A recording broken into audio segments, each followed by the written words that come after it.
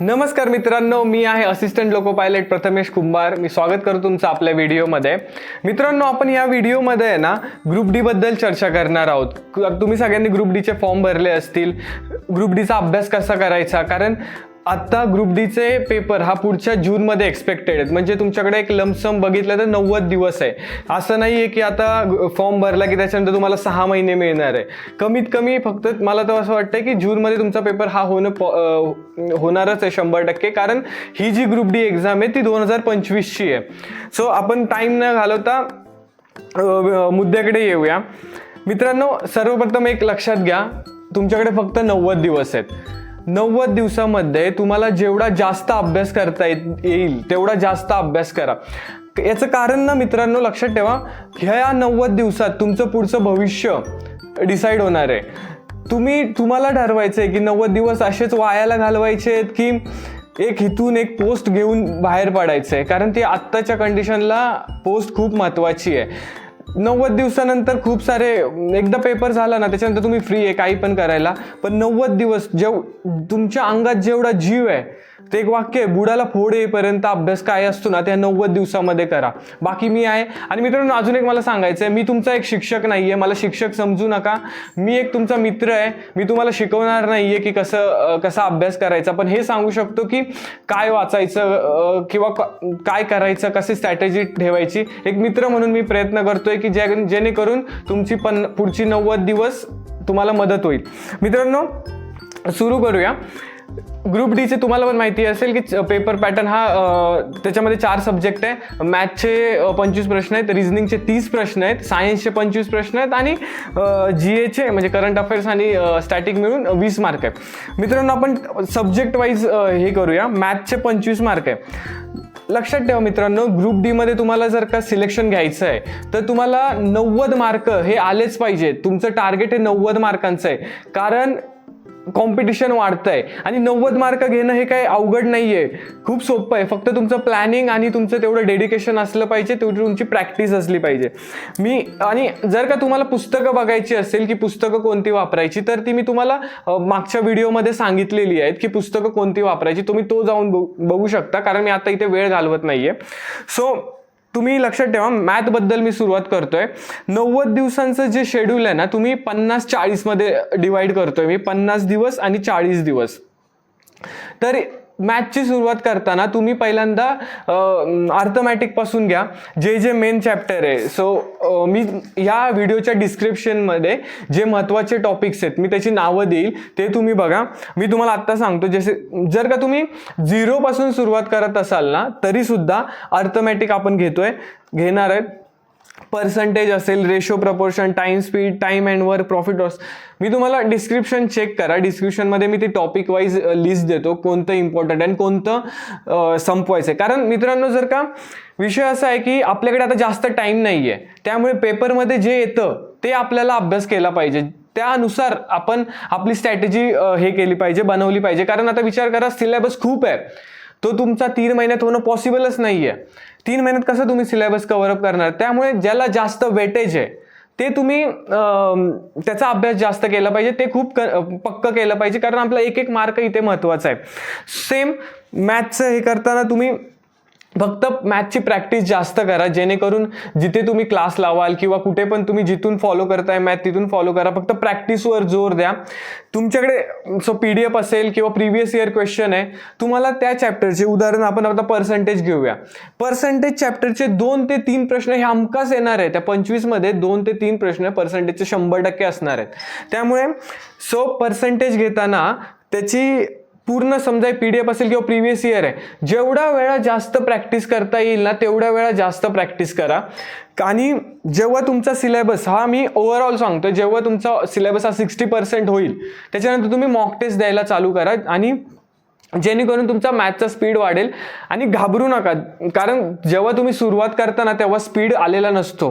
कोणी काही शिकून आलेलं नाहीये.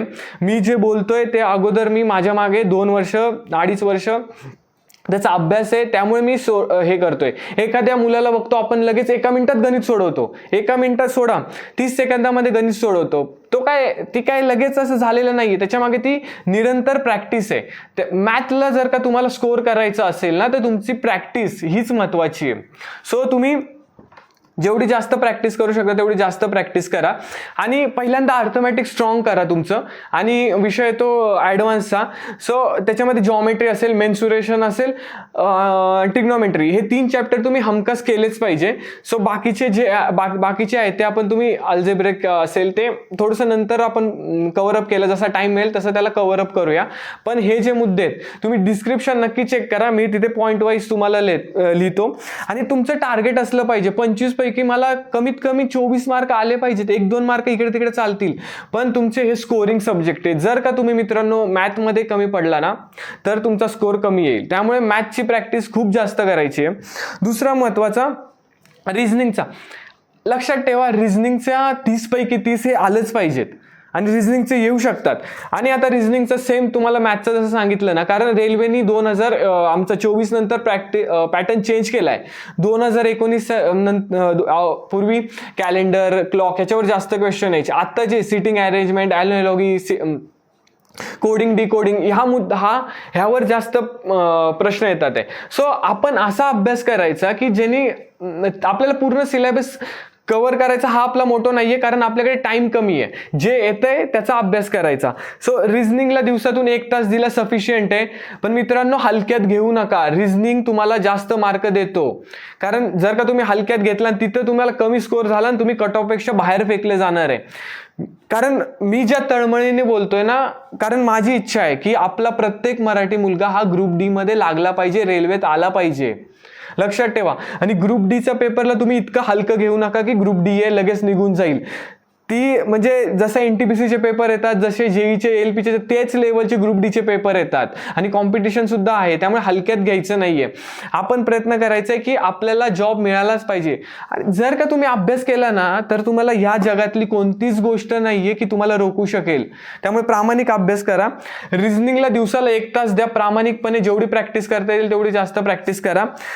30 मार्क तिथे 1 पण मार्क घाला नाही पाहिजे. मी तुम्हाला सांगतो, माझ्या ह्याला ALPला 25 मार्काचं होतं. सो 25 पैकी 25 मी रिझनिंग मध्ये घेतलेत. म्हणजे मी खूप असं काही केलं असं नाहीये.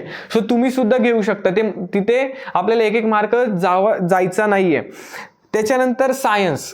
आता विचार करा मित्रांनो, सायन्स आहे, त्याच्यामध्ये 25 मार्काचा सायन्स येत आहे. हो, 25 मार्काचा सायन्स आहे.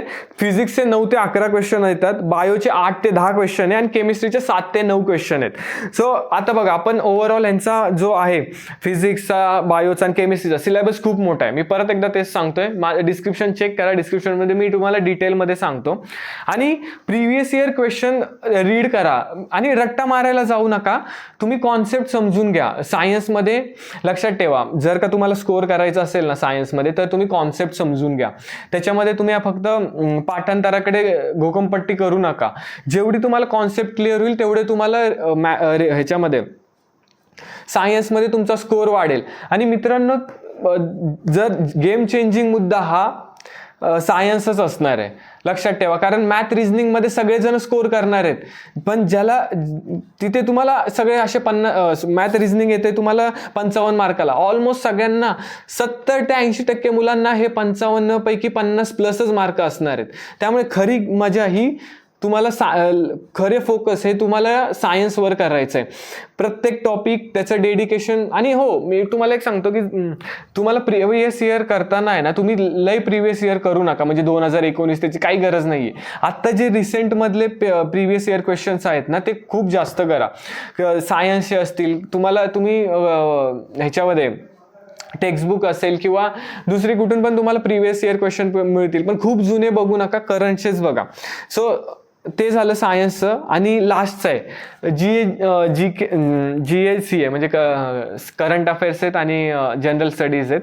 मित्रांनो लक्षात घ्या, ह्यावेळेस पेपर पॅटर्न चेंज झाला आहे.